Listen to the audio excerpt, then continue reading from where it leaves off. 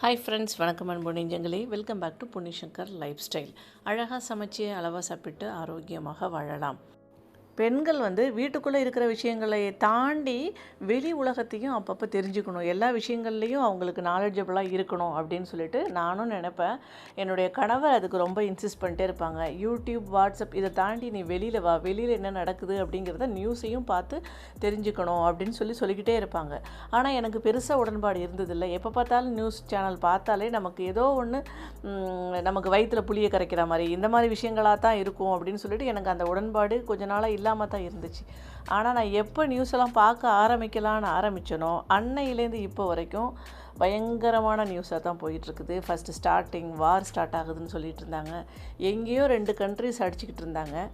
அவங்க 2 பேர் மட்டும்தானே சண்டை போட்டுக்கிறாங்க அப்படின்னு பார்த்தா தேர்ட் பார்ட்டி இன்னொரு ஆள் அவங்களுக்கு யார் சப்போர்ட்டிவாக இருந்தாங்களோ அவங்களெல்லாம் நான் அட்டாக் பண்ணுறேன் அப்படின்ட்டு ஸ்டோரி போச்சு. இப்போ என்னென்னா யாரோ 2 பேர் சண்டை போட்டுக்கிட்டதுக்கு நம்ம நாட்டில் நம்ம வீட்டுக்கு பக்கத்தில் நம்ம வீட்டில் எல்பிஜி சிலிண்டர் விலை எகுறுது இப்போது. ஸோ எந்த ஊரில் உலகத்தில் எங்கே சண்டை நடந்தாலும் அது எப்படி நமக்கு இப்போது நமக்கு எப்படி ஆப்பு வருது பாருங்கள். இது நான் ரீசெண்டாக எப்படின்னா என்னுடைய கணவர் சொல்லிக்கிட்டே இருந்தாங்க. சிலிண்டர் நம்ம இருக்கலைன்னு செக் பண்ணிட்டு சொல்லிகிட்டே இருந்தாங்க.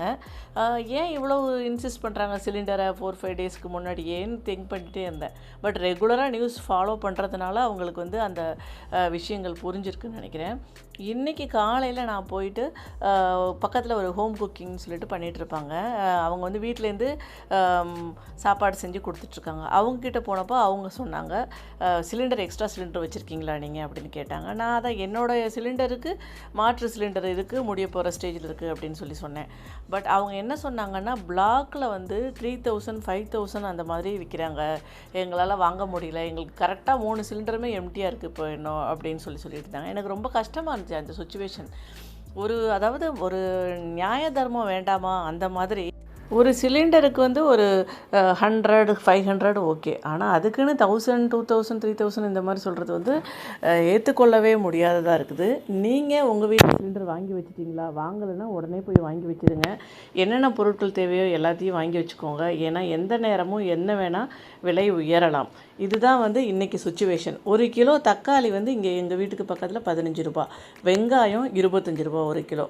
நீங்கள் உங்கள் வீட்டில் வெங்காயம் தக்காளி எந்த நேரம் வேணாலும் வெங்காயம் தக்காளி விலை கூட நமக்கு ஏறலாம். அதனால் எல்லாமே அளவாக வாங்கி வச்சுக்கோங்க.